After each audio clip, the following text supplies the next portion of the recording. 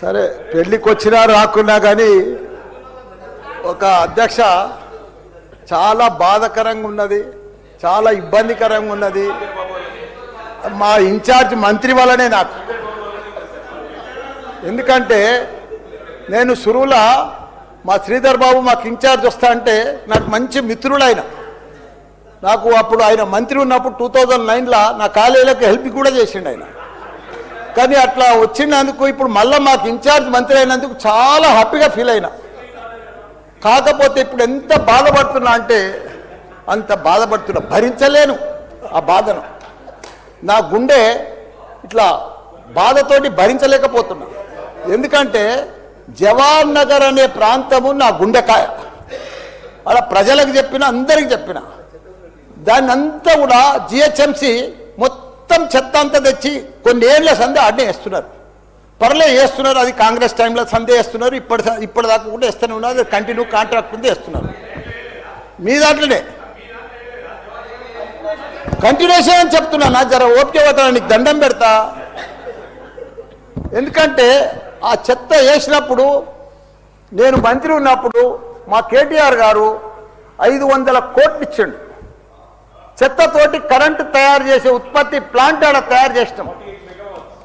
దాన్ని అది కాకుండా 144 కోట్లతోటి క్యాపింగ్ పెట్టిన, మొత్తం మట్టి పోసి గడ్డి పెట్టి అది గుట్ట లెక్క తయారు చేసినాం.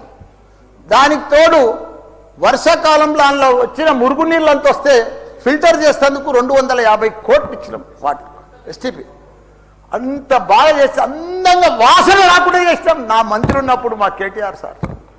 అటువంటిది ఇప్పుడు 2 సంవత్సరాలు 4 నెలల సంది భరించలేము. కొత్త గుట్ట చెత్తకుండి తయారు చేసిరు, కొత్తది ఒకటి.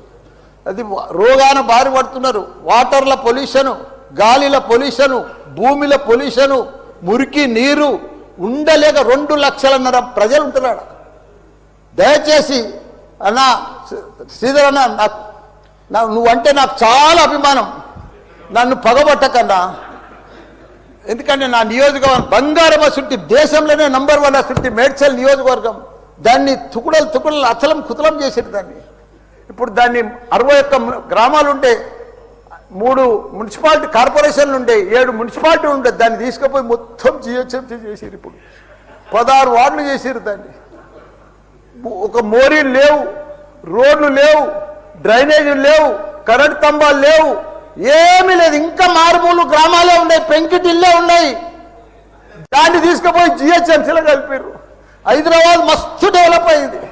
కానీ ఆ జిహెచ్ఎంసీలో కలిపినప్పుడు, దాంట్లో కలిపినప్పుడు దయచేసి స్పెషల్ కేటగిరీ కింద జిహెచ్ఎంసీ చెత్తంతా ఆడికే వస్తుంది. దాన్ని ఒకటి క్లీన్ చేసి మీకు దండం పెడతా. ఎందుకంటే అక్కడ నేను ఉండలేకపోతున్నా.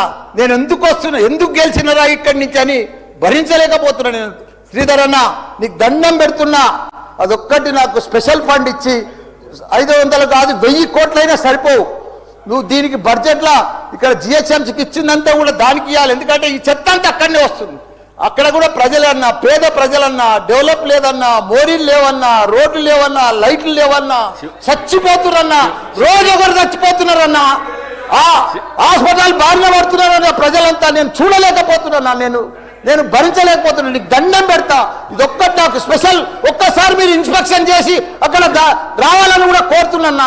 మీరు ఈ నడుమ ఇనాగ్రేషన్ కూడా వస్తలేరన్నా. ఆ మహేందర్ రెడ్డిని పంపిస్తురన్నా. మీరు కావాలనే వస్తురన్నా, కుట్ర పంపుతురన్నా, నా మీద కుట్ర పంపుతురన్నా. ప్లీజ్ దయచేసి అదొకటి మీరు రావాలి. కృష్ణారావు గారు